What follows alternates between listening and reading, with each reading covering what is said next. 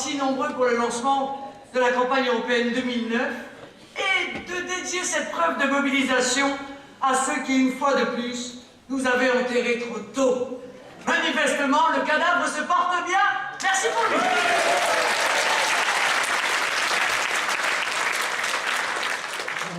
Alors, entreprise, délocalisation, fonction publique, grande distribution, agriculture.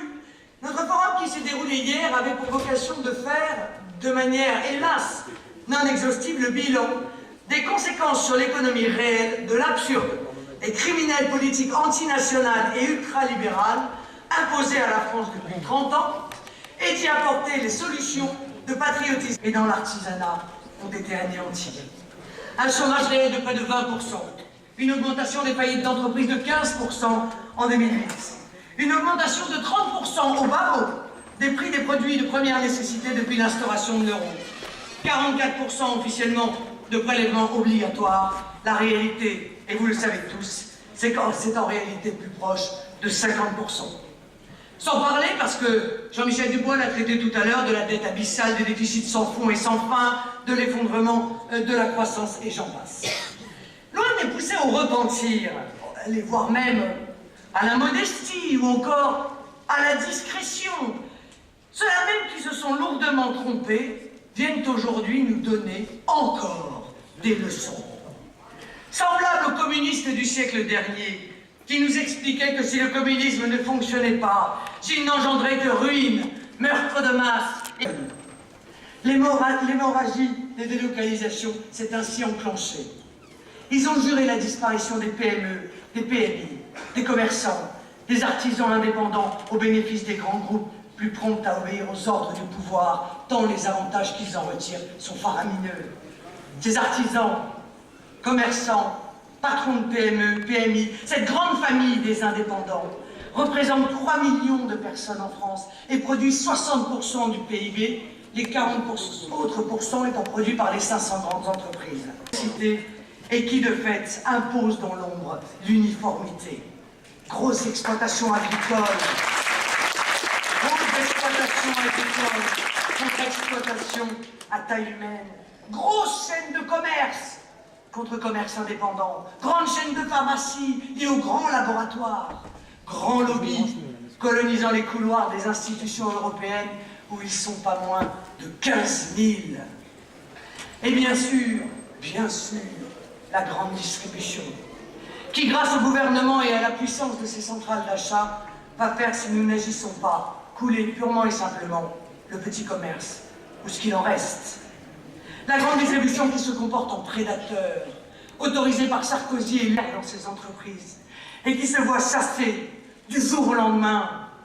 La feu ANPE pourra bientôt reprendre le slogan du loto, ANPE, à qui le tour?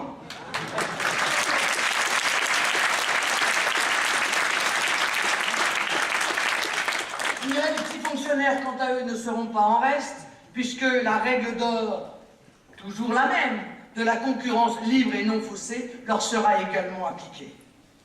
Vous savez, la fonction publique débarrassée des influences trotskistes qui la paralysent, intelligemment réorganisée, aurait pu donner le meilleur d'elle-même. Mais non, les fils que ces ententes leur ont rapporté.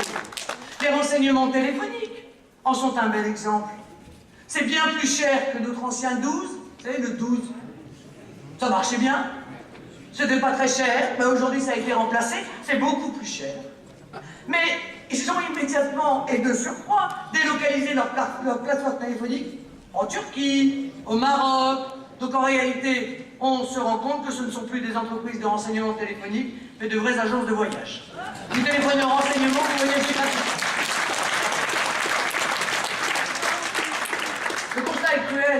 Le constat est cruel pour la France.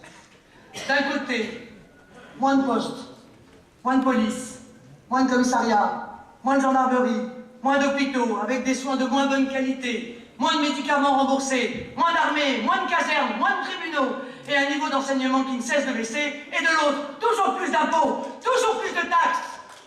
Elle est là la réalité de la France aujourd'hui.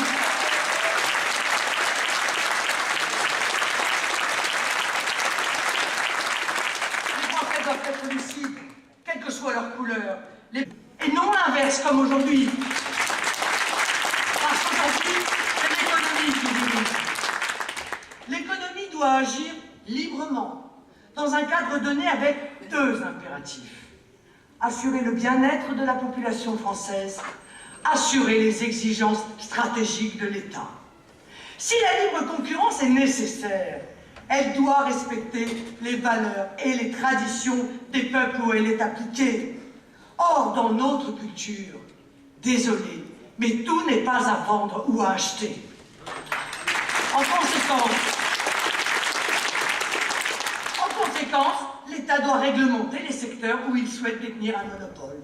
Transport public, énergie, défense, télécommunications, médias, afin de préserver ces secteurs de visées stratégiques hostiles.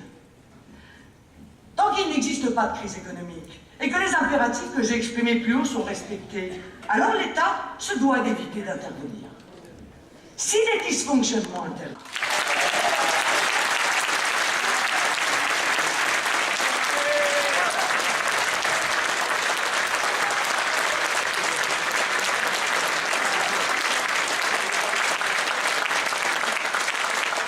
Merci Marie.